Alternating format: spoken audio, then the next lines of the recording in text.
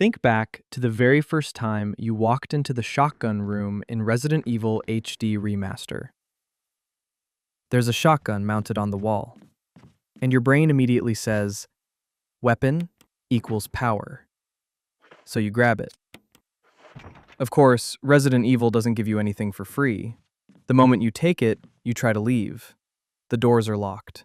The ceiling starts coming down. Panic. Half of first-time players die right there. And then what happens? This game is stupid. What kind of trap is that? I didn't even save. But here's the truth. The game didn't trick you. You played greedy. This isn't a trap. It's a test. The game never says, find the fake one first. There's no map marker, no tutorial pop-up. Because the game assumes something. You've started learning. You know how to examine items. You've seen that objects can be swapped. You've already noticed that nothing in this mansion is random. The broken shotgun isn't random loot. It's a deliberate clue. The game isn't shouting at you.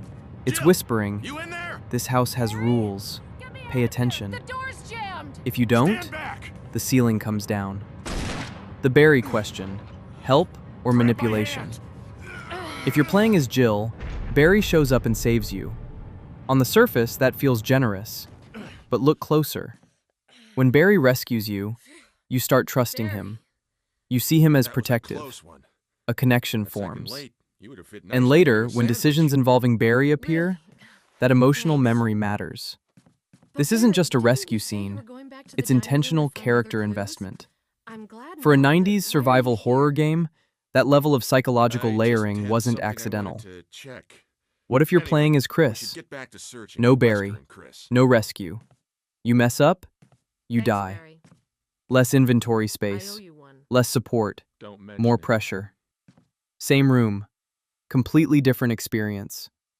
The game is quietly saying, if you want support, play Jill. If you want pure survival, play Chris. Most players underestimate that difference. Is it fair? On a first playthrough, it can feel unfair. You see a weapon, you take it, you die. Modern games wouldn't do this. The door would glow, the map would warn you. A big warning sign would flash on screen. But classic Resident Evil doesn't protect you, because it wasn't designed to comfort you. It was designed to create tension.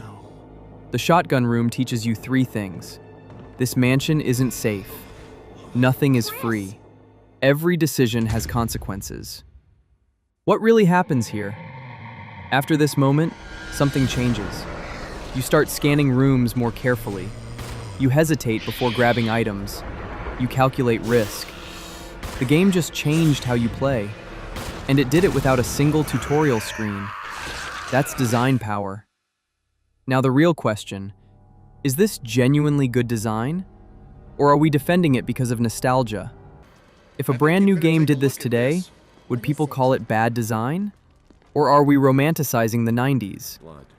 Be honest. When you first saw that shotgun, did you really think? Or did you react? Because at its core, Resident Evil asks one simple question. Are you playing with judgment or with instinct?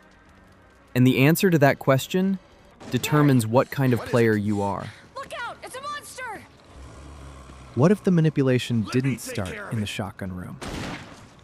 What if it started from the very beginning? Think about it.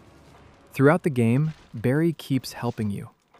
He shows up at the right moments. He saves you. He gives you support. He feels dependable. Isn't that interesting? What if the game has been shaping your perception of him the entire time? Not through dialogue, through action. Every rescue, every assist, every moment he steps in. That builds something. Trust. Now here's the real question. Let me ask you something. If Barry had never saved you, if he had never shown up in the shotgun room, if he had never helped you at all, when you meet him before the Lisa Trevor section, would you still give him your gun? Be honest. Because that moment only works if you already trust him. And that trust wasn't created in a cutscene. It was built through gameplay. That's the subtle part. The game may not just be testing your survival instincts, it might be shaping your emotional decisions. Thanks. And if that's true, then the shotgun room isn't just a lesson about greed, it's the beginning of a relationship arc. Okay. Which makes you wonder, has the mansion been testing your judgment? Or has it been guiding it? And if a game can influence how you feel about a character without you even noticing, that's not accidental design, that's control. So now I'll ask you again. When Barry asks for the gun, did you decide logically or emotionally? Because maybe Resident Evil has been influencing that answer from the start. Jill, hand me my gun. Thanks, Jill. Because here's the consequence. Barry. You already know this. Barry's fate is decided right there, in that moment. If you give him the gun back, he survives. He boards the helicopter with you. Wesker. He goes home to his family. Thank you, Barry. If you don't, Well, what do you know? he falls. Oh, don't and he blame dies. Barry for everything. One I knew decision. that his better half That's and it. 2 lovely daughters will No be in flashing danger if warning. he doesn't do No, everything this he choice says. will affect the ending message. Just you Wesker. and your judgment. Pathetic. Now look Well, at what the you game shouldn't just worry too did. much, dear. Do you see it? You'll be free of all this anyway. The game didn't just ask you to It's solve magnificent. puzzles. It shaped For the how you sake of feel this about a character, thing. then handed you a moral know, decision I hate tied to that emotion. If Barry saved you earlier, you're more likely to trust him. If you trust him, you're more likely to Barry. give the gun back. If you give it back, Forgive he lives. me. That's No, not you're random to blame. branching. It's Umbrella That's and emotional Wesker. conditioning. Even if it meant my family. Think I about couldn't that for bear a turning second. my back on my friends again. From the shotgun room, to every assist, to every small moment of support. Barry. The game might have been steering you toward that final choice. Not forcing you, You're guiding okay. you. And most players never notice it happening. I was So when careless. Barry survives and rides off in the helicopter, was that your independent decision? Or the result of subtle design pushing you there?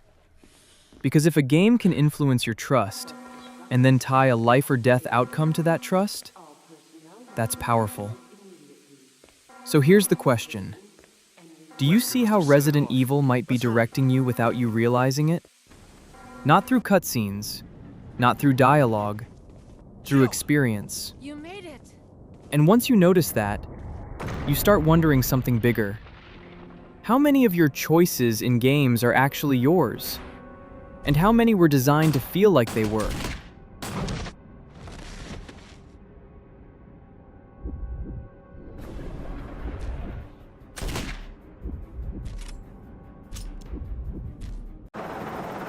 Your wife? Yeah, my wife and kids. They always wait up for me. Even today, my eldest daughter.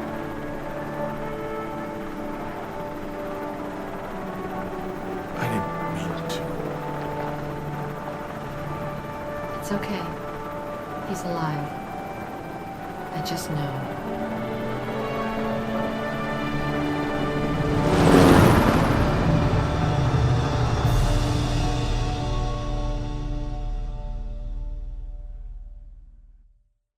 Subscribe to our channel and never miss a new game. Don't forget to like and comment to support us.